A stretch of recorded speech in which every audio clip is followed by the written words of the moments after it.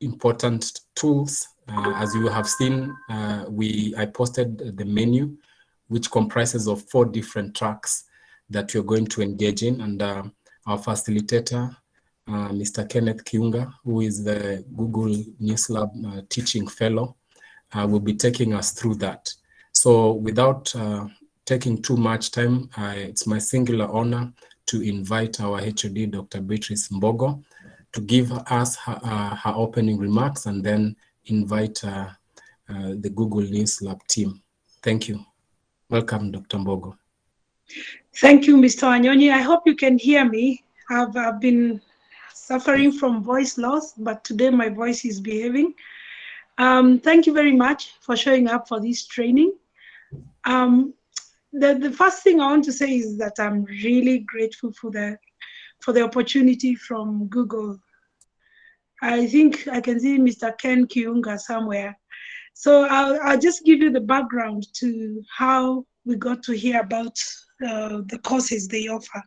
I was contacted by the former HOD, Dr. Ambui Wamonyo, and she connected me to Mr. Ken Kiunga and said, you guys talk and see how you can organize for training. And since I've been a bit busy, this should have happened last semester, but there was a lot going on. And I kept telling Ken, please, we are going to have a conversation.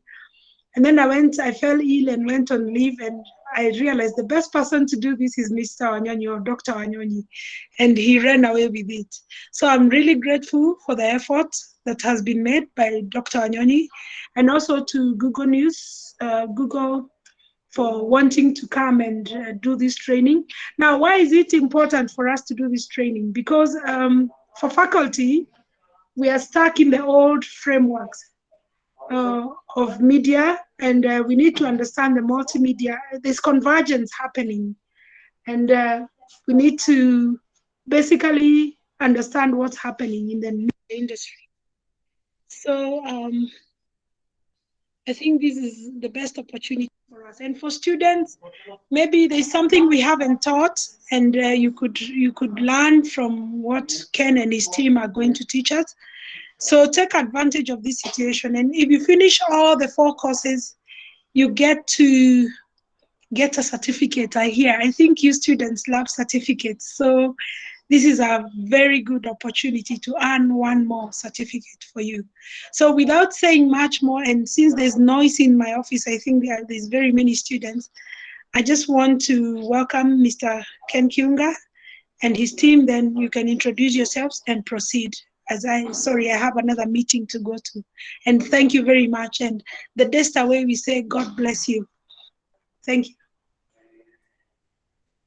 Thank you so much, Dr. Mbogo and Dr. Wanyonyi, for that introduction. And I am really excited to start this series. It's a 4-part series, as has been mentioned.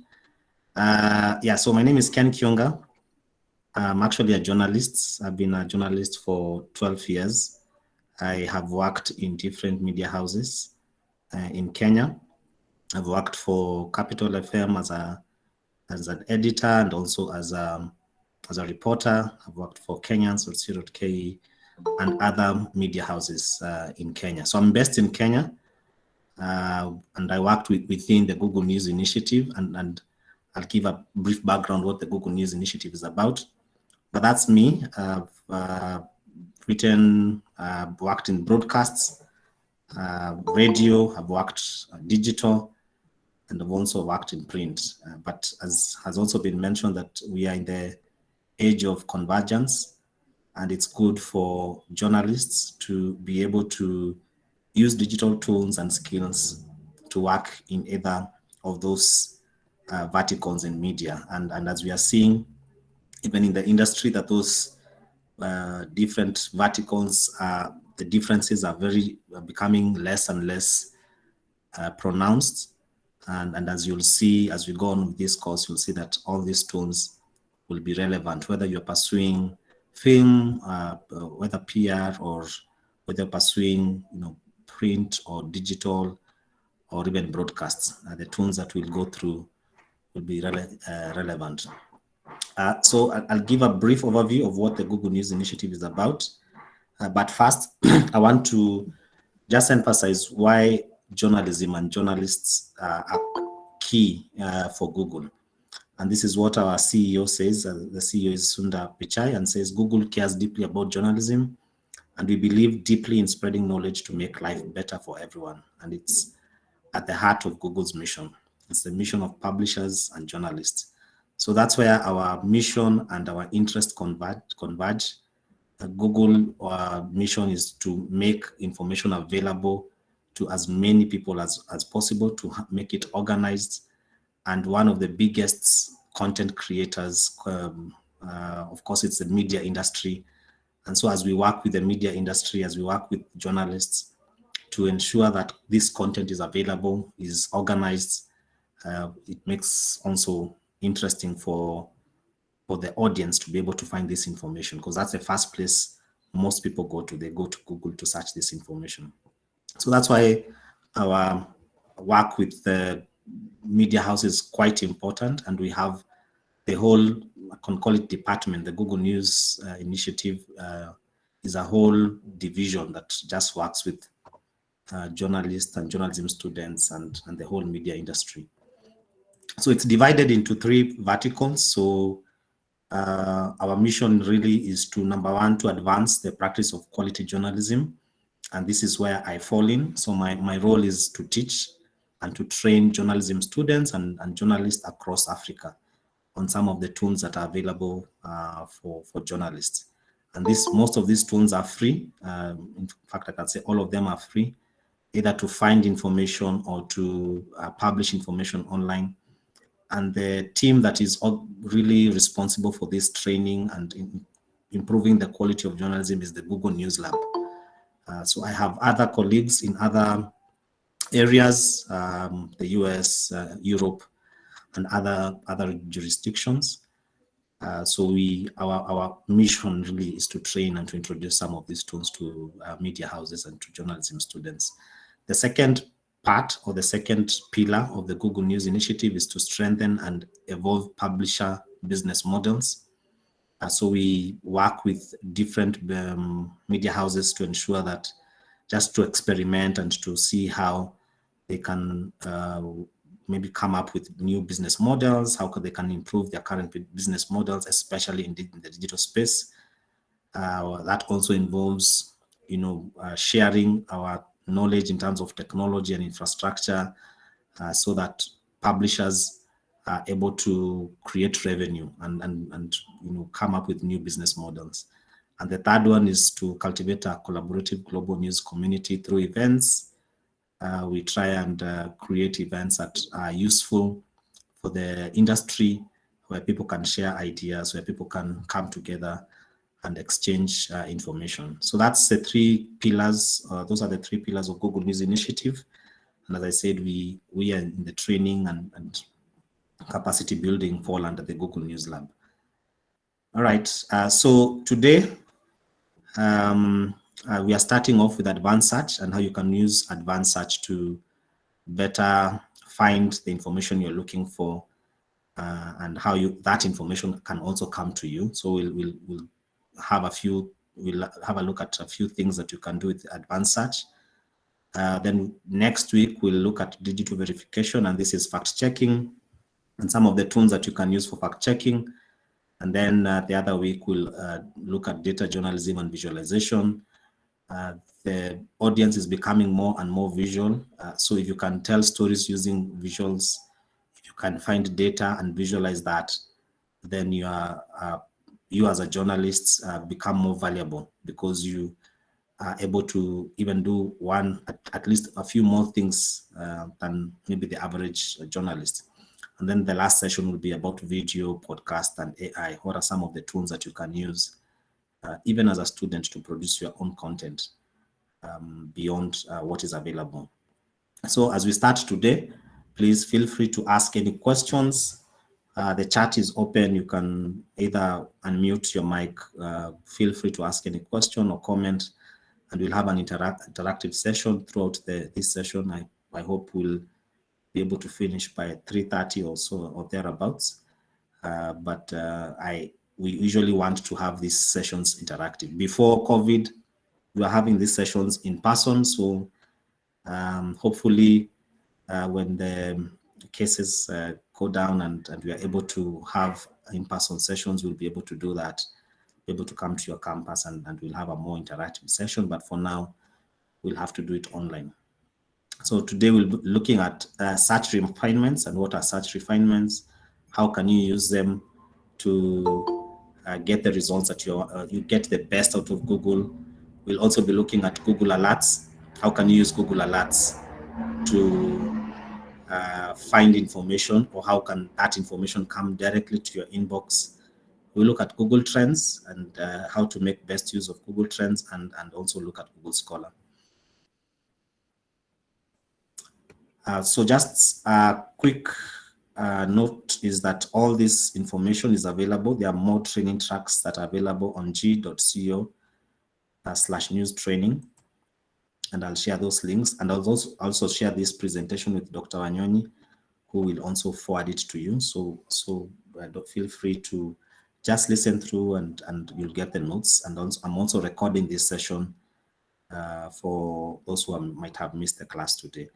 So I'll share this training, but the link will be on this presentation. If you want to maybe take your own classes beyond what we'll go through today, those are available, and it's free for anyone who is interested. So let's look at advanced search. And we usually say that at the heart of all good journalism is great research. And Google search is a powerful research tool. And most people know how to Google, but now there are a few tricks and tips that will allow you to go deeper and to get the best out of your results. So that's what we'll be looking at. And I'll quickly show you how to use some of these tools. And what we call them search refinements or search operators. These are tools or tips that you can use to quickly get cut through the noise and get the results that you're looking for. So what are some of these operators? So you can use the hyphen tag on your results. We'll have a practical look at this. I'm just going an overview. So if you use the minus or the hyphen tag, you can remove the results you don't want. If you use site colon, you can find information that might be buried in a site or a domain. If you use related, you can find similar sites. Cache will help you find the previous version of a site, and file type will help you find different kinds of documents. So we'll look at some of them. There are many operators, there are many refinements, which I'll send resources with this presentation, but we want to just have a look at a few. Let's see. Let's start with this one. And I'll be able to just juggle between slides and between real life examples. So just follow through. If you have your laptop or your even mobile, you can try and follow through this and try out some of the examples here. So let's say, for example, so this is a what we call a refinement that omits some of the results that you don't want. So let's look at this. So if you're looking for Jaguar, and I'll try and show you that example here. So let's say you're looking for the results. So you're looking for the speed of Jaguar. And in your mind, you know very well that you're looking for the speed of Jaguar, the car, for those who are car enthusiasts. But if you type speed of Jaguar, it brings you the speed of Jaguar, the animal. So I'm using this because it's one of the classic examples that we use, but we'll also look at other examples. So let's say you're not looking for the speed of Jaguar, the cat. So you can omit the cat by using the hyphen. So if you add hyphen here and you add cat or you minus animal, if you search for that, now you get speed of Jaguar, the car. So what I've done, I've told Google, I do not want the results of speed of Jaguar, the cat, or speed of Jaguar, the animal. and it will bring you speed of Jaguar, the car. So that's one example. We'll look at more practical examples as we move along. So let's say, for example,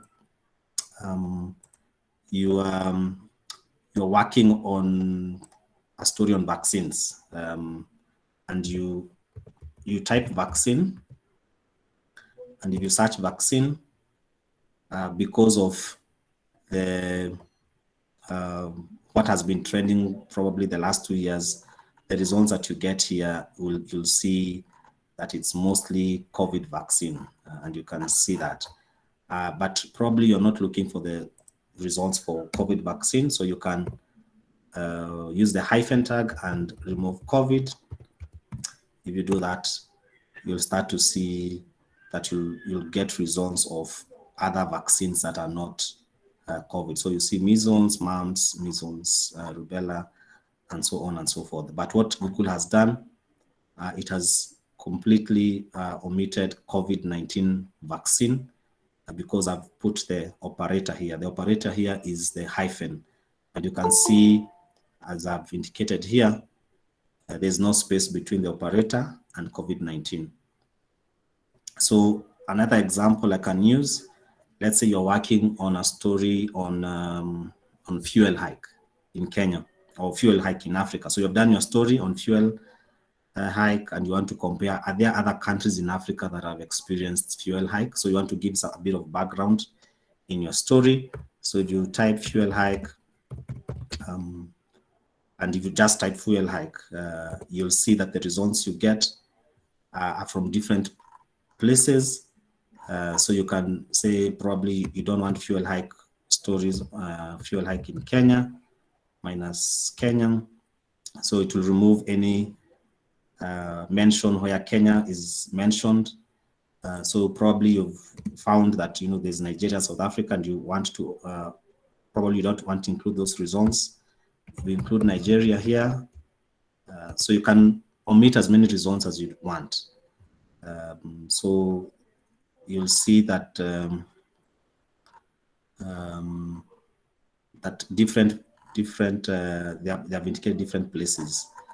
So you can also omit South Africa.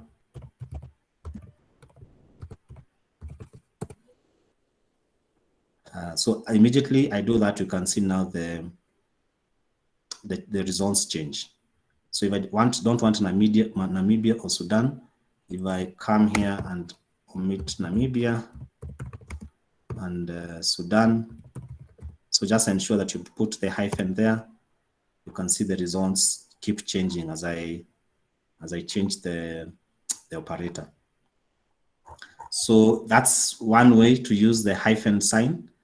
And you can actually do that even with websites. Let's look at how you can do that with websites. Let's say, so you have, you're doing a story on, let's say, Nairobi Expressway.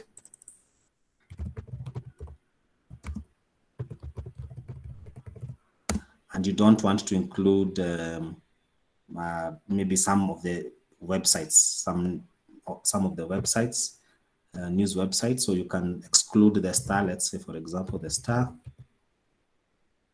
Let's first search for that. You see what results we get, and then when we exclude that, you'll see how that will show. So there's different websites here. So the more you refine it, the better the results you get. So if you remove the star,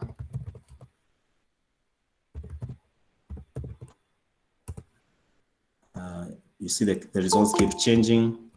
If you remove nation,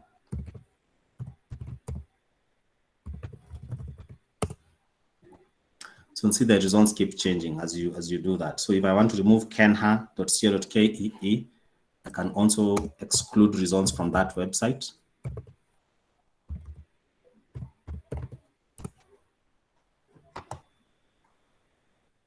So you'll see Kenha should not be on that. I can exclude capitalfm.co.ke, as many as you can. Just ensure that you have the URL right. and then the hyphen comes in, there's no space between the website and the, you can see now capital FM is not here. So you can exclude as many websites as you want. And the reason we do this sometimes is probably you also want to see what have other publications written about a certain topic. So for instance, here I'm seeing like the Independent in Uganda has written about the expressway.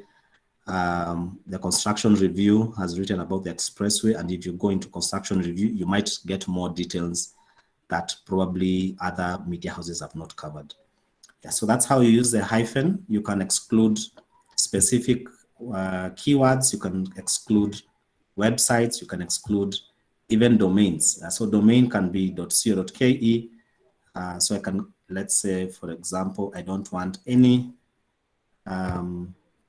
result coming from -.co.ke. So I'm excluding any domain that has a .co.ke on the results. So you see it's only .com and .org that are appearing here. You can exclude .com, you can exclude .org from that.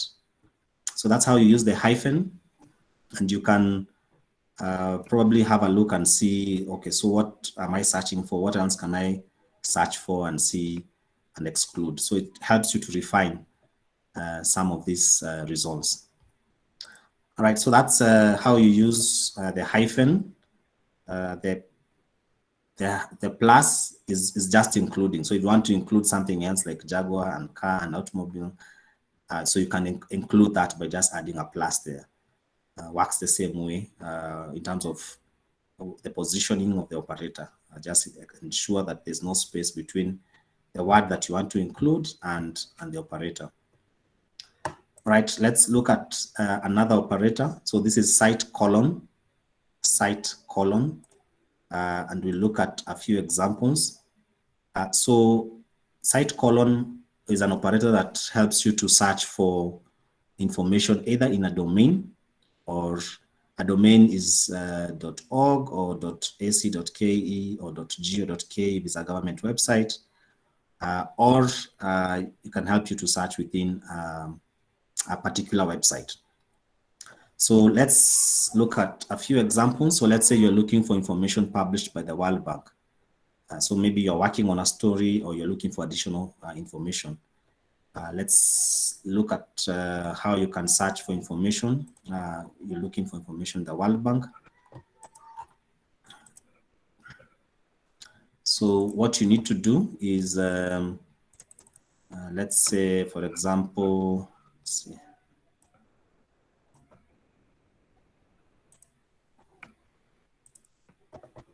So you're looking for maybe data from the World Bank, and you're looking for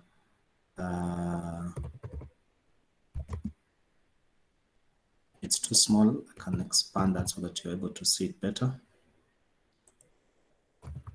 So let's say you're looking for health data and you're looking for this information in the World Bank site. So it's World Bank. So that's how you go about it, worldbank.org. So it's site colon. So there's no space, site colon. And then make sure that you have the spelling right here. So what I'm telling Google is that I'm looking for health data for Kenya, but I'm only looking for it in the World Bank site. So let's see if we can get the results here. And what Google has done, it has gone to search only on the World Bank website, and it's giving me information about health data in Kenya. So you can also refine that and say, probably I don't want data, you want to expand that search, and you can see that all the results that have come are from the World Bank website, and they include health and include Kenya. So I've searched only on that site, the World Bank site, which has helped me to sort of refine my search. And you can do that with any kind of website, as long as you get the domain right and you use the operator. So just take note of the operator. The operator is site colon, which helps you to probably get the right information in the right domain. So that's a URL. So that's a specific URL. Let's also look at another example here. Let's say I'm looking for information on early childhood education, but I'm looking for this information on a government website, any government website. So what I need to do is cite : and so I'm looking for government website, a Kenyan government website, cite : .go.ke. So what I'm telling Google in this instant is that I'm looking for early childhood education information, but I'm only looking for it in a government website, official government website. So most government websites end with .go.ke, and if I search that, I'll see that I'm getting all the results should be .go.ke, and they're showing early childhood education. So there are many domains. So if I'm looking for this information, but in an academic institution in Kenya, so the domain is .ac.ke. Most education institutions have this. So probably I'm looking for a paper that has been published by a lecturer, or a master's student has published something on early childhood education. So if I type that and I press enter, you can see now the results I'm getting are from universities.ac.ke. So there are different kinds of information, and if you want to ensure that you have the right the results, all the results come with a .ac.ke. So that's searching within a domain or searching within a specific URL. So I'll give you a task just so that we are aligned. But before I do that, let me just do one more. So let's say I'm looking for the impact of infrastructure project in Kenya.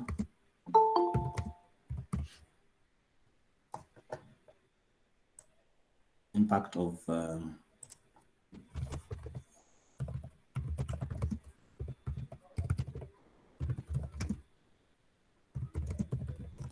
so I'm looking for this information, probably a government, maybe education website. Let's see if there's something anyone has published on this. You can see effect of government infrastructure. This is a PDF, Kenyatta University, the University of Nairobi. So you can see different kinds of publications from different universities. And how this helps as a journalist, you're always looking for credible information. You're looking for someone to quote. So if you open any of these papers, you might now find who has published this story. Are they available to comment? Can you quote their paper? And then, of course, put the proper accreditation. So this helps you also to build the credibility of your story, because now you're quoting experts and you're quoting people who are knowledgeable. But you have done this because you have gone straight directly to the source. And if you are doing this, now you can just get in touch with them, because some of the time, most of the time as a journalist, your sources are very important. So finding experts to talk to about your subject will help you to write a story that has impact, that is meaningful, and that educates your audience. So let's look at a task together, or you can have that. So I'm looking for journalism scholarships in Africa, or journalism scholarships Africa, but I'm only looking for this information on education or academic domain. What would I type to get that? So I'm looking for journalism scholarships Africa. So what would I type to get the results that I'm looking for? You can type on the chat section, or you can unmute and just share. So I'm looking for information on journalism scholarships in Africa, or for Africans, but only in websites, either education websites or higher education. So So it's edu or academic, what I've just mentioned, higher academic. Sumaya, I've seen Journalism Scholarships Africa site ac.ke. Thank you. Anyone else?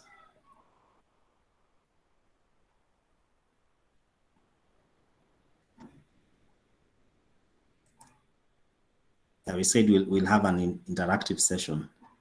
So we want to do these exercises together.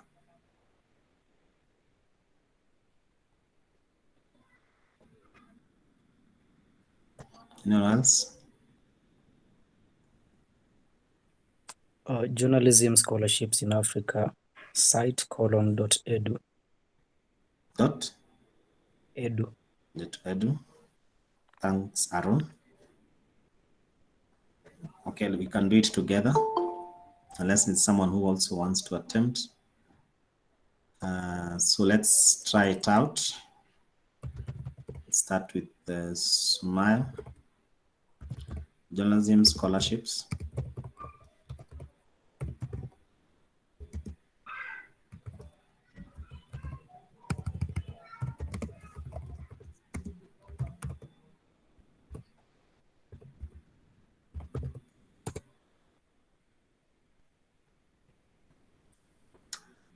Okay, so that's what Sumaya has written back. So it works, yes, but the best is to put a .ac here so that it's very specific on what you're looking for. So what this has done, Google has searched all .ac.ke websites, and they're searching specifically for journalism scholarships in Africa. So not in that particular order, but wherever that there's content on scholarship and journalism or journalists and Africa, that has come out, and you can just see what has come out of that, and you can quickly drill down to the content you're looking for. Aaron has said site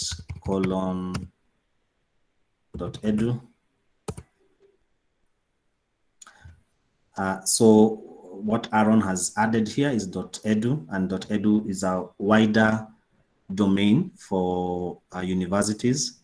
So many universities use .edu, and what this has done has expanded the search. For Sumaya, I think Sumaya was very specific on the search needs to is ac.ke, so it only searched for .ac.ke. It only focused on Africa. But if you want to expand your search to .edu, now you go to .edu and you'll see that there are other scholarship opportunities for Africans beyond Kenya, and this also helps you to now widen your scope. And you can see this in the results. Arnold, so there's what you have indicated here. You have put a space site. If you put a space there, it brings something else. You'll see now the results have changed. It does not search .edu. It searches everything else. So you have to ensure that there's no space between colon and the domain or the URL. So this one will only search, and you'll know that your domain your search refinement is good. If you don't see .edu, you'll know that there's something off with your results. So you can see .com, but if I remove this space here, you'll see that the results here are all .edu, and this is a more focused search. Yeah, so thanks for that. Thanks for your contribution. And as I said, just take note of the domains, take note of the proper URLs, and to ensure that there's no space after colon and site. So that's how you search within a particular domain or a particular URL. You can also search Facebook. Sometimes you can actually get better results if you search using this site. Like if I'm looking for internship,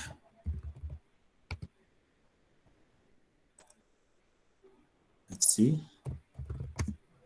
site, Facebook.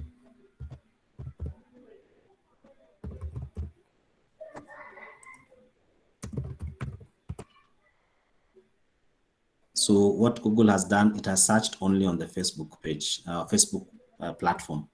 And it's only searching for job internships Kenya.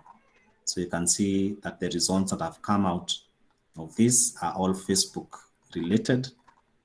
You can do the same with Twitter or any social media platform. And you can actually be specific and say groups, and it will search for groups only. Yeah, so that's how you use the site colon, and you can actually combine some of these search parameters and search operators to get the best out of Google. Let's have a look at two more operators. Let's see first. I want to introduce something else before we move on. So let's say you are working on a story on impact of COVID-19 in Kenya, and you're looking for this information on the World Bank website.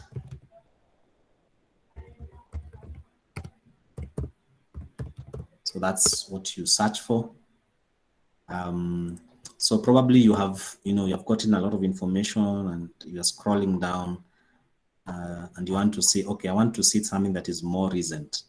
You can filter that by using the tunes button here and refine that. So you can say, I want something just within the last 1 month. Let's see if there's anything that will come out. So you can see I've refined that past month, and you can see what the World Bank has published on COVID-19 impact, where Kenya is mentioned. You can refine that and see the past 1 year. You can see the results that have been published within the last 1 year, or you can even just have a very specific. We can change here impact of loans in Kenya. Can see what is published, and then you can also put a custom range. Custom range means that you can say probably from I want the results to be from 2018 to 2021, and it will start with 2018. So you can refine by time so that you get the most relevant information that you're looking for. So that's refining by time. So that's another level of refinement and just getting the information that you're looking for. Yeah, so let's go to file type. What is file type? Let's see. So we use file type if you want to restrict your search to certain file formats. So there are many file formats: PDF, Excel, Word, PowerPoint. So this is what you're telling Google is that I want the information that I'm getting, the results that I'm getting, to be in this particular format. And you can do that by just adding file type, colon, and then you add the file type. And so in this particular example here, so you will say Kenya mobile loans. Let's say you're working on a story and you want to see if there is a particular document that has been published. So most of the time, it can be capital or small, doesn't matter. And you'll start to see the results that come out of that are PDF. And this is what you need to look at, PDF. This is PDF here. PDF, all these results are PDF because we have included the file type PDF. And how this helps is most of the time, like PDF files are as a result of studies or surveys, or someone has published something in a university. So you can introduce also another level of refinement. So let's say you are looking for this information, what we have learned on probably a university site, .ac.ke. So I've added another operator. So I have two operators here, file type and site. So I'm telling Google, I want you to search for Kenya mobile loans in any university, .ac.ke, but I also want it on a PDF format. So if I do that, you'll see that the results that come out of that are all universities, but they're all PDFs on mobile loans in Kenya. So as you're doing your story, you are able to find sources, you're able to find credible information that maybe not publicly, or rather has not been shared publicly, but it's available online. And so I've added another level, and then you can clear these results, because this is from 2018 to 2021. If you clear the results here, then you'll be able to see that now it expands that result. Yeah, so that's combining at least two operators. Let's see what you can do with even more operators. So let's say you're looking for housing in Kenya. You want to do a story on housing in Kenya, and you want to see if you can get some data from that. So file type.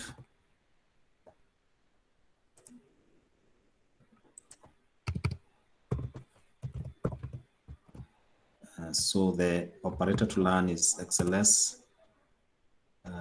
And so this is data. So this is XLS. So this is like Excel sheets. If you download that, if you print on any of that, you'll see that it's Excel. You can change that to probably say fiber connectivity in Africa, and you want to see if maybe someone did a presentation on that. So file type.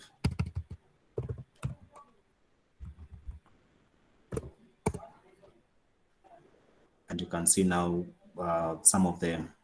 This is PPT, that's PowerPoint about fiber connectivity in Africa. And you can drill down more beyond that. Okay, so that's file type. Again, you can use different operators. You can combine them. Now you can add probably site. Where do you want to search for this? You can add a hyphen. I don't want Africa. I want, you can include Kenya using a plus Kenya. So you can use different operators to refine your results.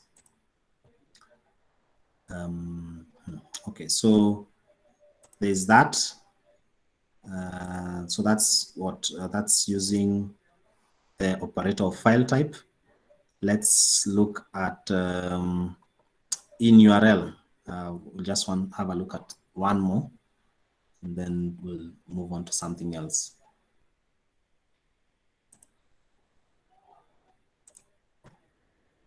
So what in URL does, in URL is in the URL. So this helps you to search something that is within the URL. So it helps to most of the time when you see something on the URL, it means that you'll get the information that you're looking for, like apply, like jobs, like vacancies will be in the URL. It's another level of searching and refining your search results. So let's have a look at this and see how it works. So if I type journalism,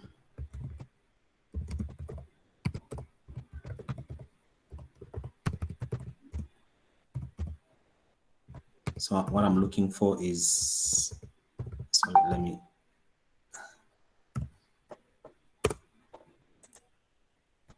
so what I've told Google is that I want within the URL, if you click on this, you'll see apply, and it has journalism scholarship in URL.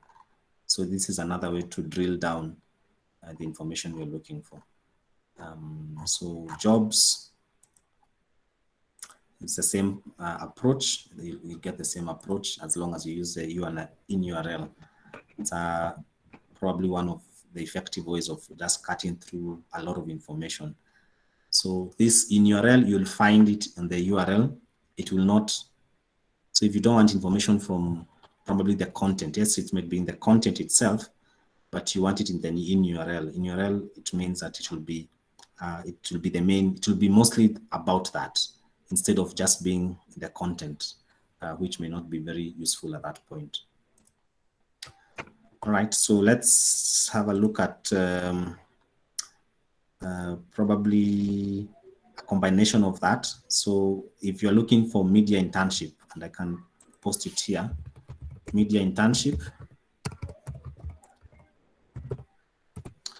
and you are looking for that information in URL, you want apply, and you are looking for this information on a .co.ke domain. What will you type? So you in URL, it should include apply, and the site that you're looking for this information is a .co.ke website. What query would you give Google so that it gives you that information? So now I'm combining three operators.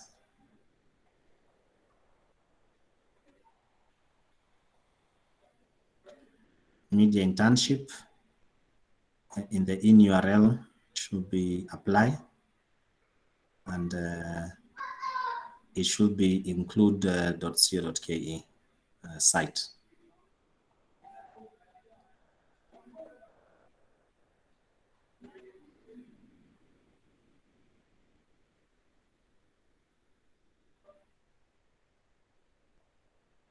Let's for time, let's see how you can smile. Thank you. In URL, media internship, in URL, apply, site : .co.ke. Correct. Yeah, so let's have a look at it together. Media internship.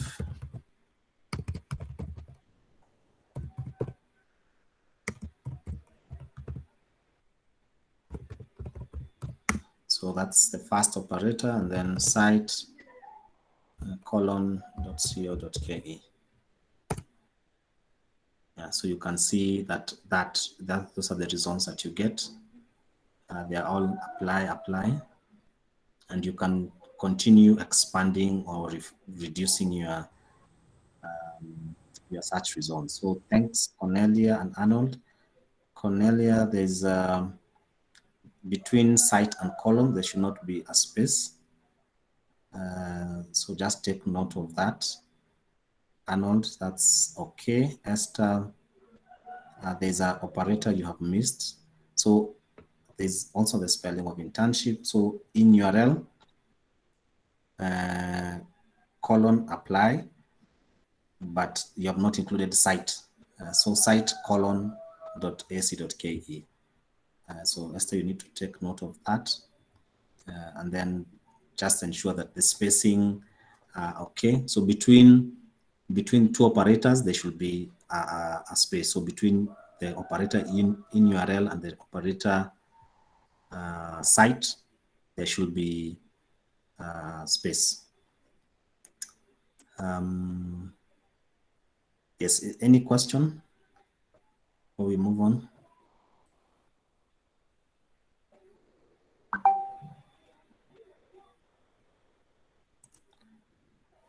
All right. Let's see. One more, so that we also get it right. So I'm looking for.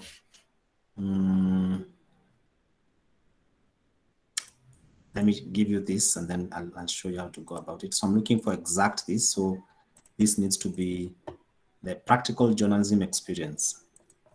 So practical.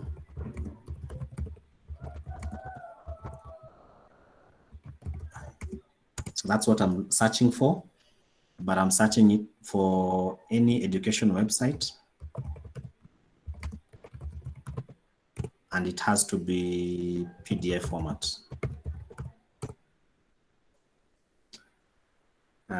So I'm looking for practical journalism experience. I'm looking for this information on an education website, and I'm looking for specifically a PDF format. What would I type?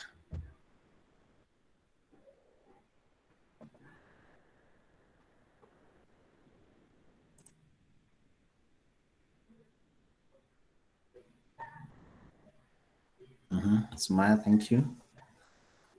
Site:/edu type file PDF.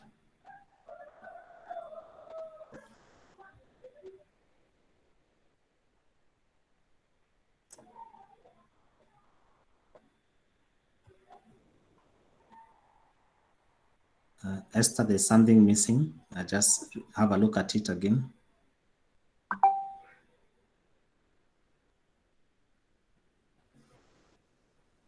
Just Cynthia. Yeah.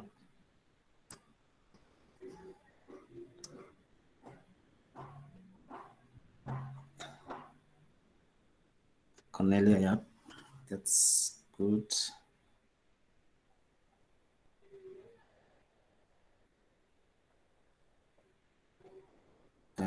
Peggy, there's something that you need to correct there. There are two operators that you have sort of, I don't know if it's mixed up or I don't know, but just have a look at it again. Arnold,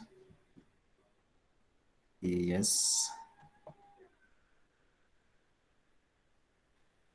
Yeah, so let's do it together. Thank you for your responses. Thank you so much. So I'm looking for practical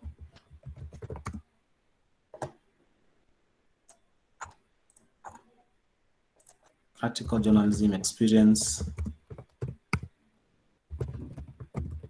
And I'm looking for this information specifically on any education website. So it's site:/edu. And the file type I'm looking for is PDF. So please take note of that. So site:/edu, that helps that you're telling Google that information I'm looking for, that information in a .edu website. And file type is PDF. So if you do that, you'll see that the results that you're getting are all .edu and that it's PDF. So that's the way to confirm the results that you have. This is .edu and it's PDF, and so on and so forth. Just if you scroll down, they're all .edu and that's PDF. But you can also go a step higher and specifically tell Google, I want practical journalism experience in that exact phrase, because you can see the results that you're getting. There's journalism here, there's experience there, there's practical there. They are not in that order. So if you add a quotation mark there and a quotation mark here between those practical journalism experience, what you're telling Google is that I want those words in that exact order. And now you'll see that it will bring results within the content, that it will be practical journalism experience and it's in bold, and it has brought that in that exact order. It's PDF and it's .edu. So the quotation mark helps you to sort of tell Google that this is exactly what I'm looking for. Not jumbled, not in different pages or in different paragraphs. I'm looking for that exact order. And this can also help you to, when we'll be looking at fact checking, if someone has said something and you want to see if they actually said that, you put that in quotation marks and search for that. And if the results show up, then you're able to see if someone was quoted in that exact order. Yeah, so that's refinements. And in this instance, we have used how many? 1, 2, 3 search refinements in one search. And Google is able to understand this is what you're looking for. So if you don't see your results in that order, then probably your refinements or your commands, there's something missing, or probably you omitted or you added something that should not be there. That's good. If you have a question, then probably we'll look at it. So the next. I have a question, excuse me. Okay. Yes, Arun. I'm asking, does it matter which operator comes first. For instance, if we use a practical journalism experience, file type PDF, site :edu, does it really change the results? No. The order does not matter. The order remains the same. So as long as you have the operator the right way, the order does not come. You can search with PDF first. You can search with site first. You can search with a hyphen first. So the order doesn't really matter.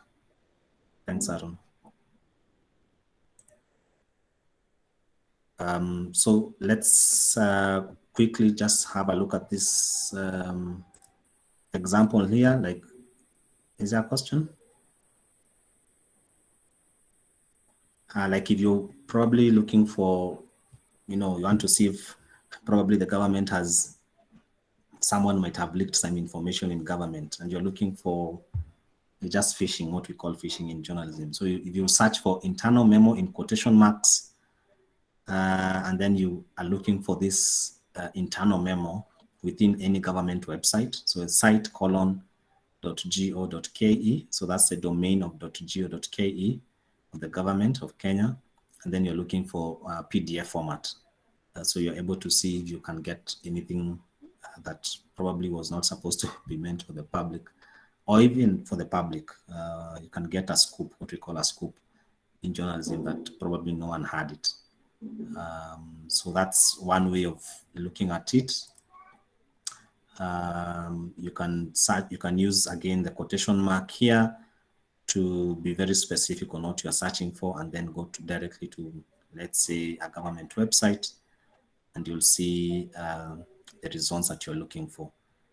Again, you can change the operators as the results, depending on the results you're getting.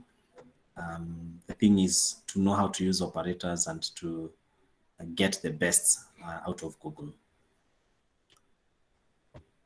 So there's a tool for that. So what we have looked at are operators. It's like, looks like a shortcut. It's called Advanced Search, and let me share the link with you.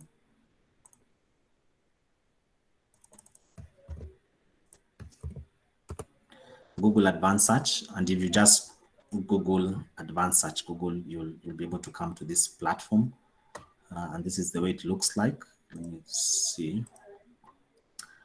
It's more or less what we have done, but this one now quickly helps you to cut through if you don't want to remember all those operators, you can use this Google Advanced. So you can search for all these words. You can use the exact words or phrase. So this exact word or phrase is now putting it in quotation marks. Any of these words is using the plus sign. None of these words is none of these words is omitting. So you can omit some.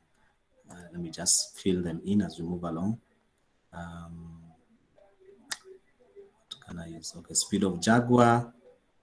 Then you can say this is exactly what I'm looking for. So this is a quotation mark. Any of these words can be, and I don't have to put, but I can say car. None of these words, I can omit animal. So numbers ranging for is the year. So I can say an article that has been published between 2019 and 2021. Any region, you can choose the region. If you want Kenya, or whichever region you want, you can indicate when was it updated. You can include that, or you can say domain can be .com, and so on and so forth. These are file formats, any format. So if you use the advanced search, you'll see the results that come out of that. So this is a sort of a shortcut to on that if you want to use this. But it's also good to know the operators, at least some of them. So using that, just using this advanced search, let me give you a task. So I'm looking for Kenya ICT policy. So you can use that. So I just want you to have a hands-on experience with it. So I'm looking for Kenya ICT policy. I'm also looking for a PDF file. It has to be Kenya government website and within the last 2 years probably. So that's what I'm looking for using this advanced search. Where would you put, just type it in on the advanced search and let me see the first result that is on your result page.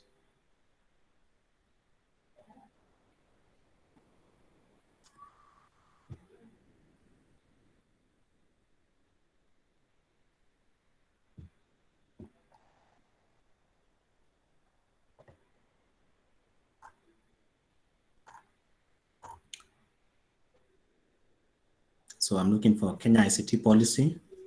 I'm looking for a PDF format, but I'm specific on, it has to be that the results have to come from a government website and it has to be published within the last 2 years. I want to see the results that you get. What is the first thing that you see? Or you can click on the first result that you see and paste it on the chat section.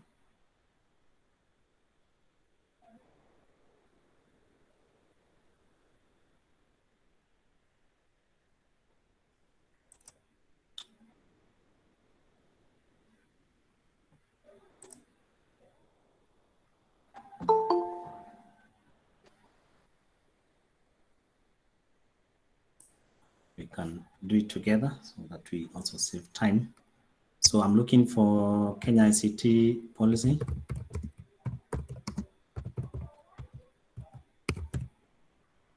I'm not looking for specific words or any of these words.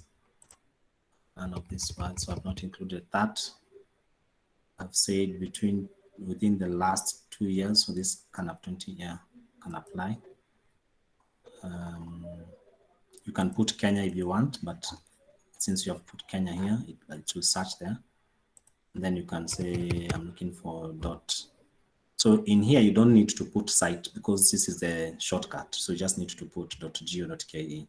So it already knows that you're looking for this site. And then,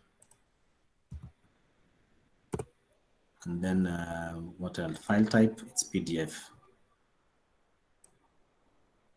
So if I do advanced search, you can see National Information Communications Technology, there's ICT policy, and this was uploaded in 2019, December, I think, and it's a PDF format, and it's a .go.ke website. You can see it's .go.ke, all of them are .go.ke, and it's PDF, and it mentions ICT policy.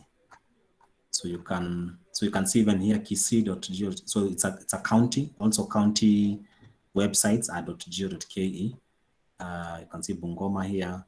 Then you can see this is the Ministry of ICT. So if you want to be very specific,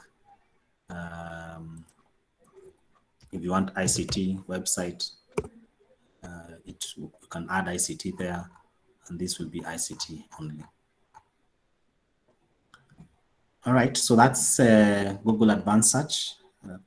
As I said, there are many refinements, but just knowing the common ones and also knowing the tool helps you to quickly get the information that you're looking for. As I said, as a journalist, your research skills really matter.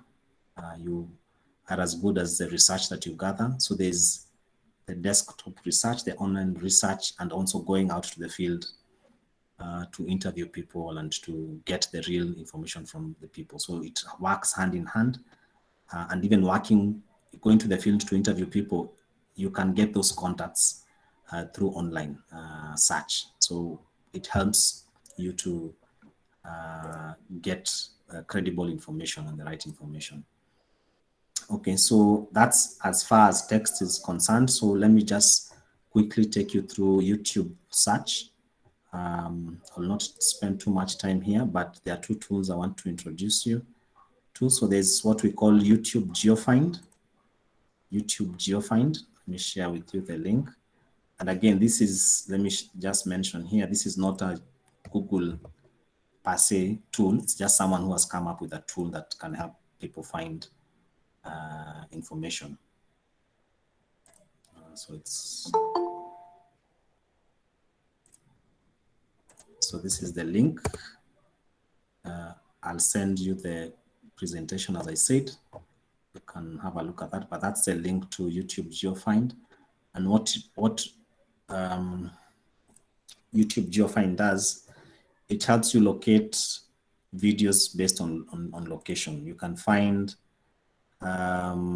specific videos uploaded within a locality or within a location, within a city, within a country. So this is how it looks like. And if you, so you need to just ensure that you're on the location tab. That's a link I've sent you. And you can now add here, let's say you're looking for information in Nairobi.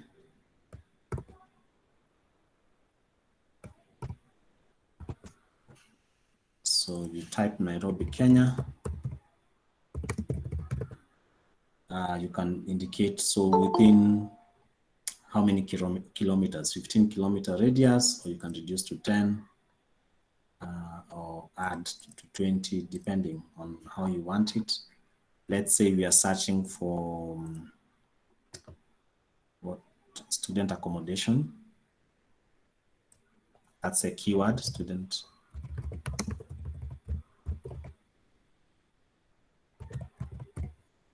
And then, so you want probably a video that was uploaded within the past year. So the drop down here, let me exit so that you can see the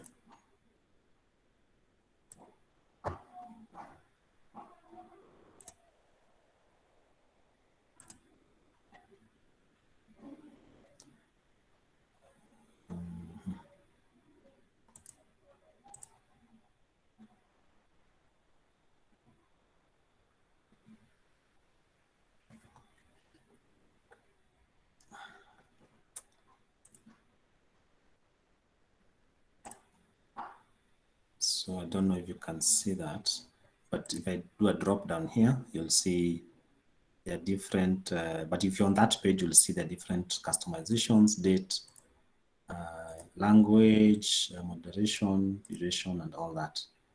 Yeah, so that's what you should see if you're on that page.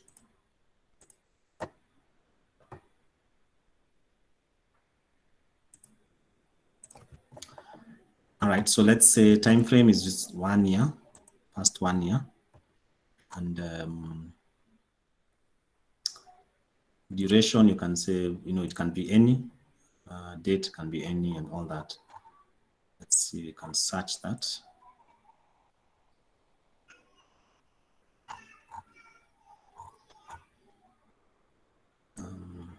Relevance.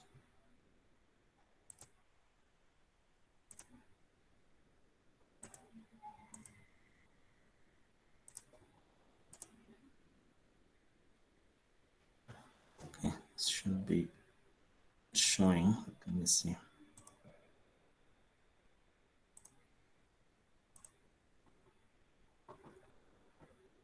So let's see if it's working on your end. I don't know why.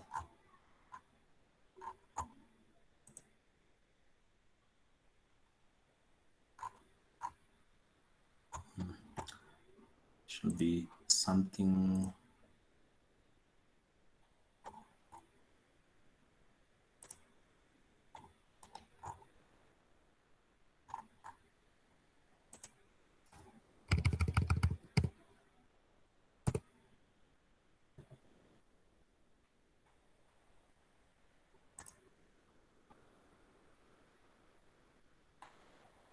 Yeah, so you'll start to see, I think it's needed to put to search Nairobi first.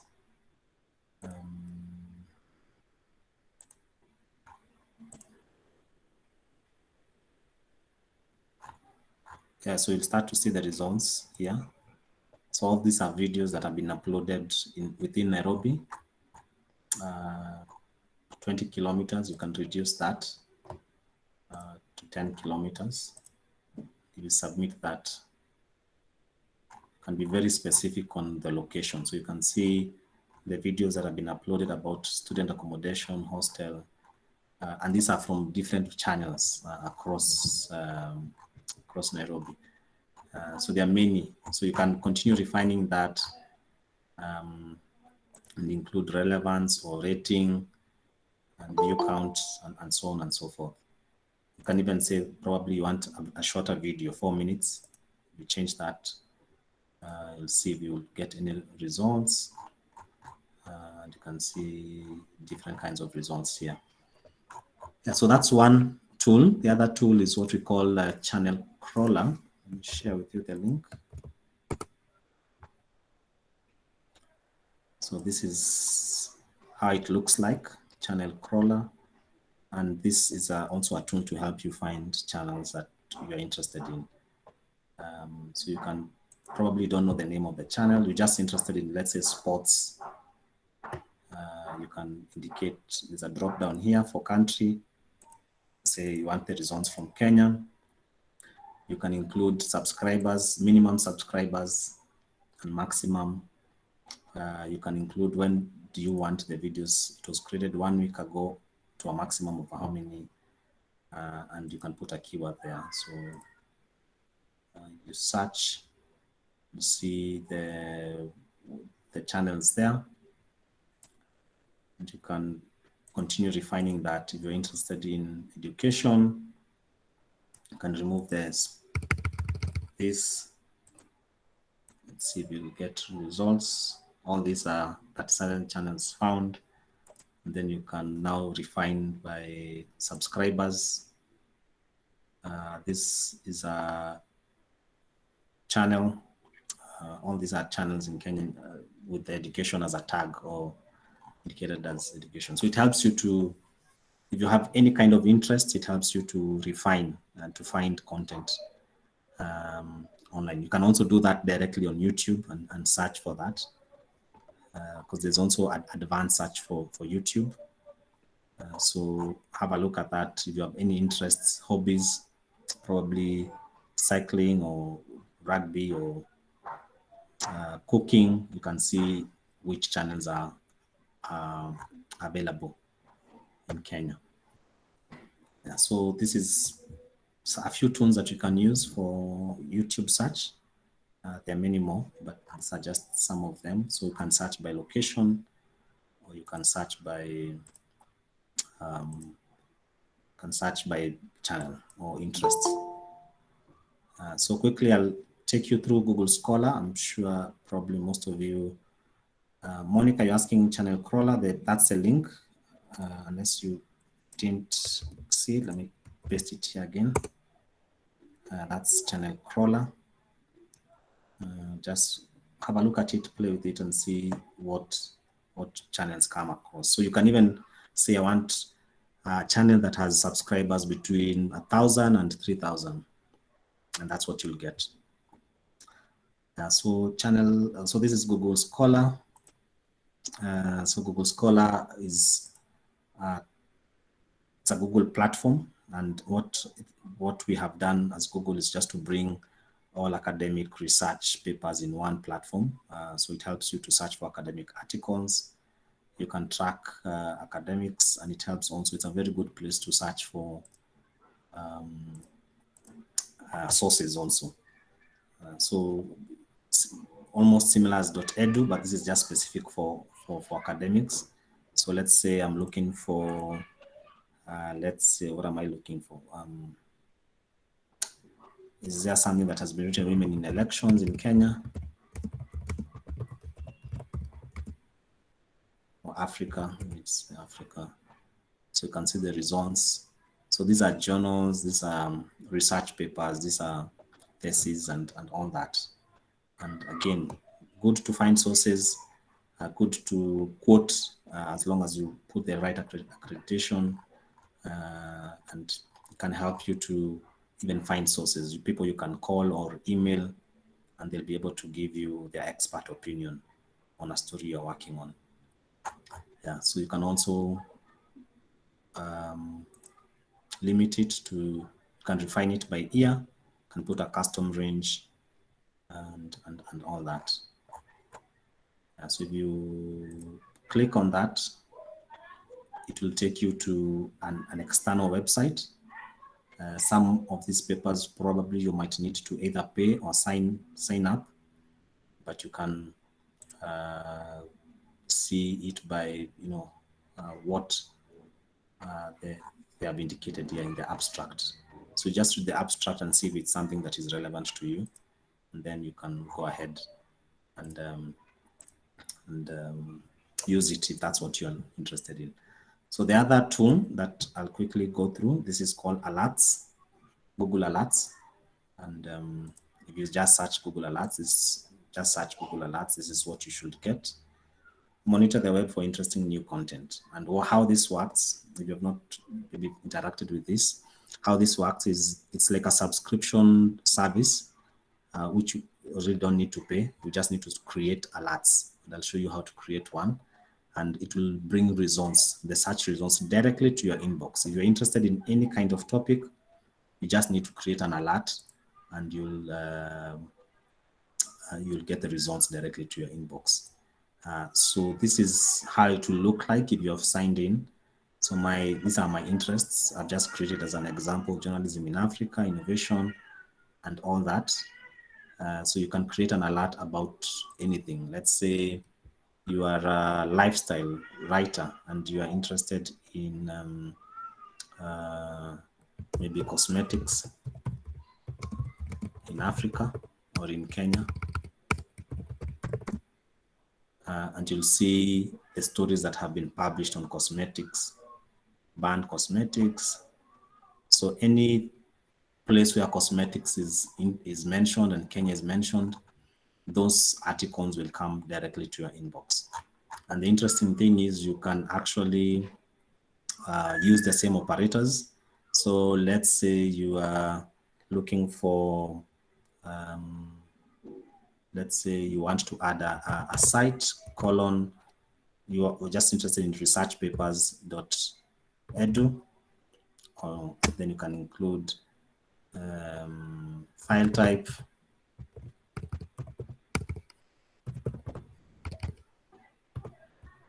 .pdf. So you can, so PDF is a bit too refined, but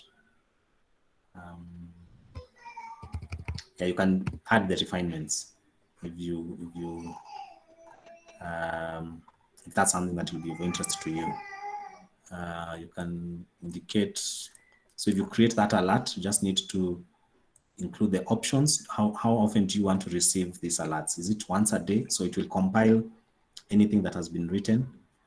Is it from which sources? Do you want it to combine all these sources? Is it news, blogs, web, video, books, all that? Or you want it to be combined and bring it to your inbox? Language is English, or you can choose the language that you prefer.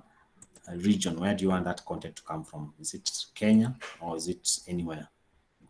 And then do you want the best results or all the results? Because all the results will combine so many other things, and then it will deliver to your email. So then you create the alert. You can create as many alerts as possible. You can go back. So this is how it shows when I receive my alerts. This, let me just show you.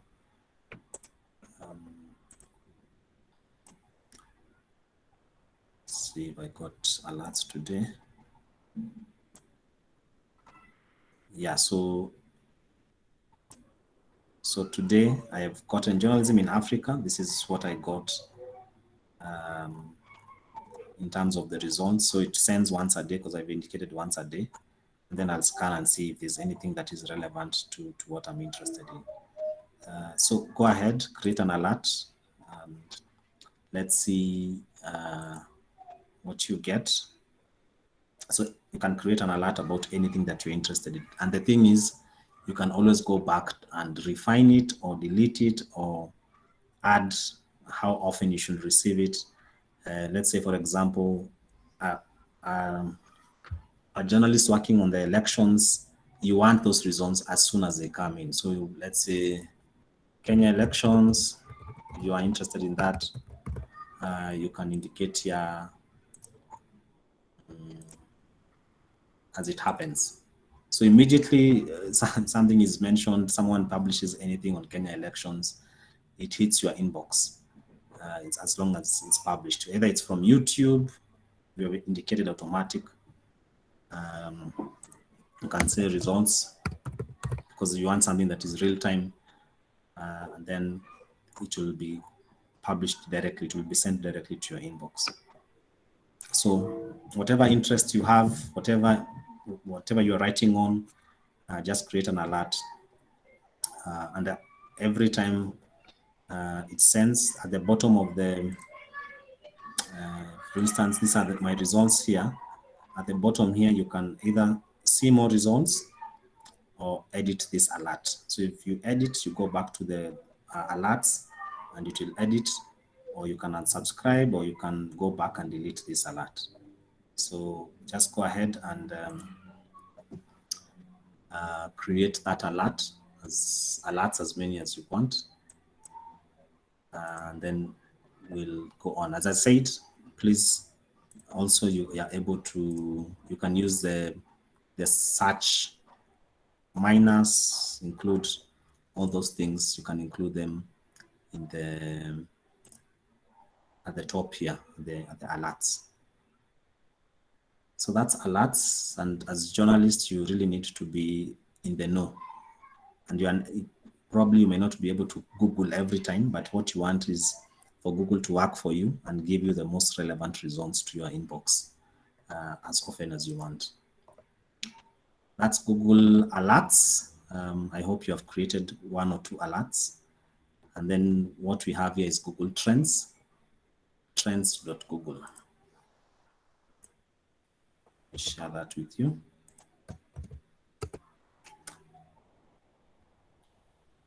So this is, so Trends Google is something that, a tool that created by Google that helps you understand what people are searching for on Google, depending on your location. Let's go to that page. So this is how it should look like.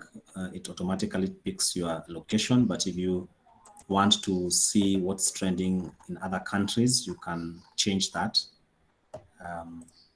And if you scroll down, you'll see these are the recently trending. So let's say the last 6 hours or so, these are what Kenyans are searching for. And you can see there's a lot of sports. So this is, I think, Africa Cup of Nations. There's things that are trending globally and also locally. There's usually a lot of sports. And if there's anything that, something has happened, like I think something happened to Mason Greenwood, people will search for that, Tom Brady, and you can get more results if you searched on that and see now that these are what Kenyans are searching for. So if you're a journalist and you come here and you're thinking, okay, what should I write about today? What if you're into politics, you're a political writer, you probably want to write something about Bishop Margaret Wanjiru, and if you click on that, you'll see the stories that have been written about that. So if you want to get more understanding, so what are people searching for? This helps you to also keep up with what Kenyans are interested in. Some may not be relevant too much. If probably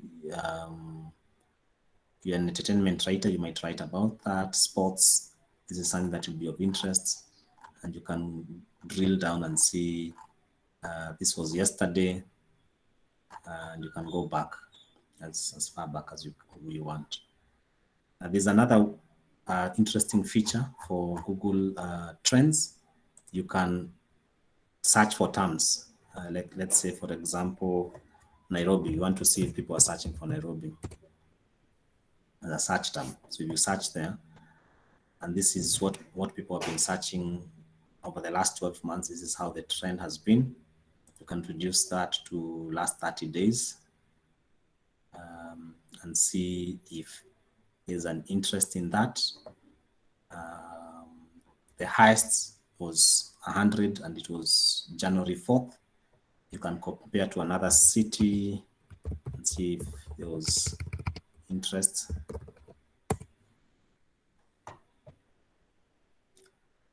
So you can see that's the difference in terms of search, or you can look at specific areas. Like if you are a business writer, if you're interested in business journalism, we want to see what people are interested in.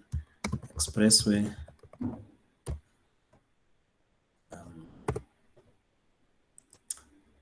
So I'm editing this. Interest. So I'm just looking for terms that might be interesting for business reporters. And what else? I don't know if tourism.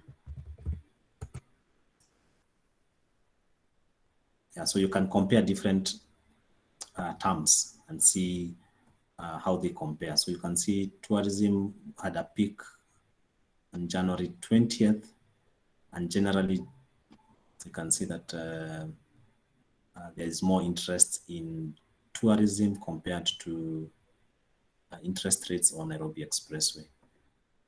If you're a health reporter, let's see what you can come up with. Health.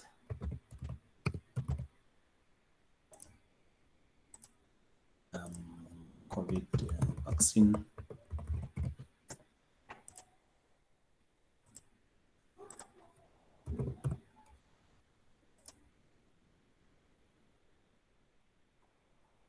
Yeah, so you can see people are searching for just health naturally. And if you drill down, you can see Nairobi had the highest search for health. This is interesting here. You can see this is a related query. So in terms of health, there was mental health, just under the health category. People are more interested in mental health. Now you can start thinking about, oh, should I start doing stories on mental health? It seems that it's an interesting topic for many people. And you can click on that and get more insights of, about mental health. So you can see these are the related topics, mental health as a topic, health, and so on and so forth. So that's how you use Google Trends, especially, just take note that you need to probably make it more relevant, make it either 30 days or 7 days, because this is news, unless you're working on a feature. And you can embed, so you have done your story and you want to use this graph on your story, it's a web story, you can embed this on a desktop or mobile, you can embed this to your story, which will add more credibility. Yeah, so that's trends. What really helps is to have a look at the related queries and to see what people are really interested in. Again, people are also searching for COVID vaccine near me. Again, see if that's a story that you would want to explore. Yeah, so you know what best you're interested in. Just add your terms here, look at, drill down. You can even indicate, I want news search or image search, but it's good just to leave it general because that's how people search for it. All right, I think that's it for Google Trends. And for today, just an overview of Google Trends. So this is search term. So this is search term. They make up, all these are search terms. So these are third comparisons for context. And then the web search, which can indicate whether you want to search on YouTube or images. So if you're into video, you can just limit to video. And then the highest peak here is the largest volume of search on any topic. And it's always as a representation of from 0 to 100. And then all these other comparisons and trends are down here. And then you can download or embed and share. Yeah, so that's one way to look at it. So if you're comparing different cities, And that's it for today. So what we have had a look at is search modifiers, search alerts, Google Trends, Google Scholar, and just generally an overview of that. So next week we'll look at digital verification and fact checking.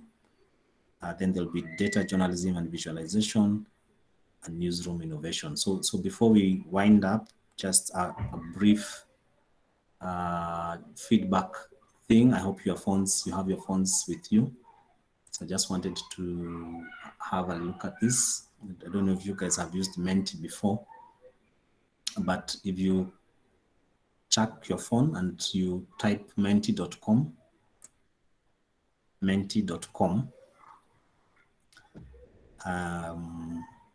your data should be on, or your Wi-Fi. So I just wanted just a feedback that will help me to, as I do the training, just to so that we know what is relevant to you and what we should focus on. So that's menti.com, and then you key in that key, use that keyword, the code. So 5783 5552, and then go ahead and fill that survey. It's a quick, I don't know if, are you done with this page? Go to the next one.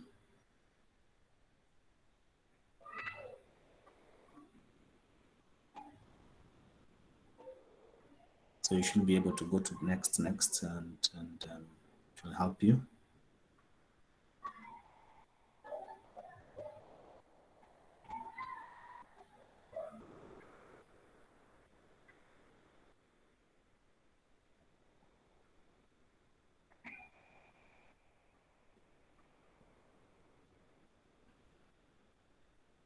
Are you able to see that?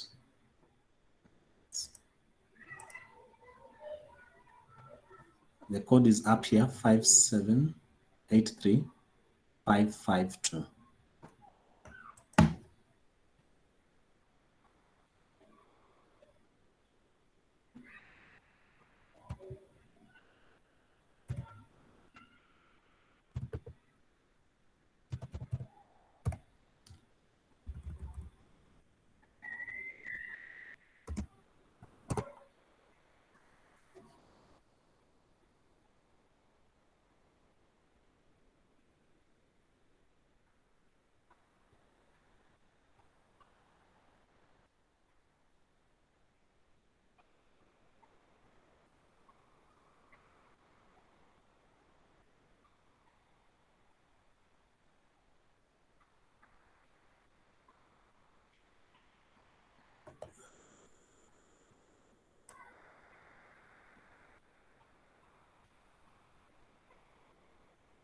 So for those who have finished, let me just go to that. You can continue, as can refresh.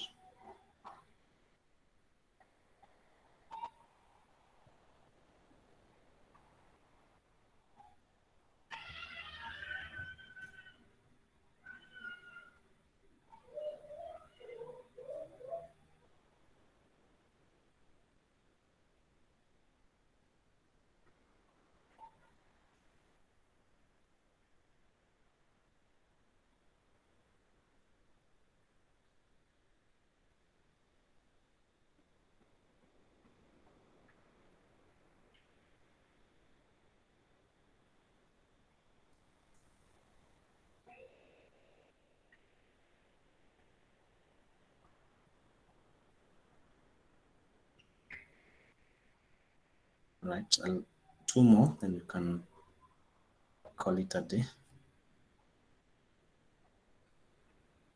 So you can just indicate, okay, of course, you're in Kenya, and then these ones, because we are not covered them, you don't need to fill them. You can just indicate the country, and then can move on to the next one.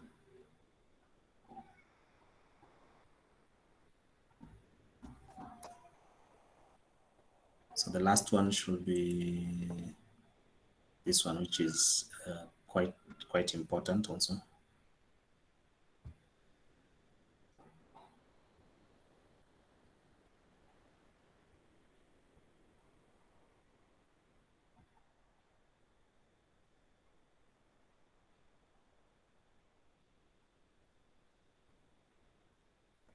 That's the last one. Please go ahead, and if you're having any difficulty with the previous questions, just let me know.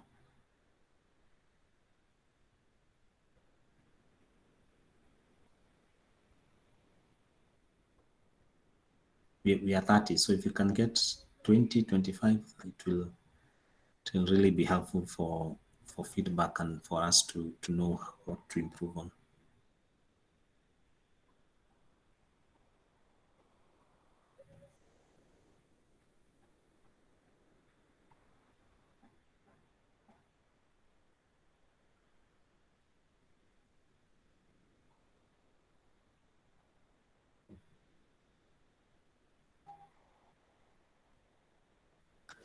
So as I mentioned, I'll send this presentation to the faculty, I think Dr. Wanyoni, and he'll share it with you, and all the information will be there. But I'll also leave you with my contacts here, although they will be on the slide. Let me just, if you have any question, please don't hesitate to write to me.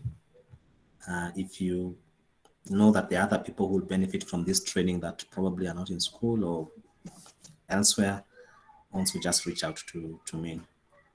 I think I should have mentioned that the training that we offer is free for journalism students and also for all the media houses, all the journalists that are interested in this. We offer this training for free.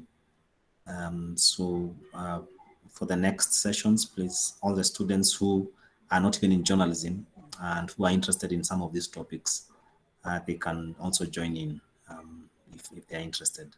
So that's my email. Thanks for the ones who are sending in their responses. It will be really helpful for us to know how to structure and to what to improve on and what we should focus on. So the next training next Wednesday is on fact checking. It's a very critical area as a journalist to know how to fact check, which tools are useful, how you can use them. Again, it will be very hands-on, and please tell your colleagues, friends to join in. Thank you.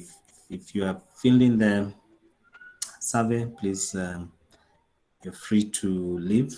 I'll leave my contacts here also, so that anyone who wants to know more about us, you can read. That's how you can reach us. Thank you. Again, if Dr. Wanyoni is here, if you want to close for us, if he's not, I'll hand over back to, don't know who else is there. Is there a faculty member?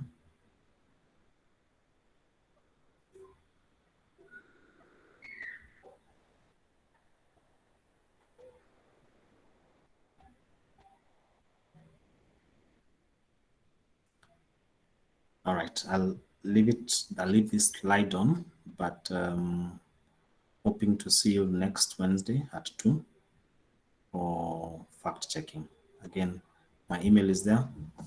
If you have any questions about the tools that we have learned today, please feel free to reach out.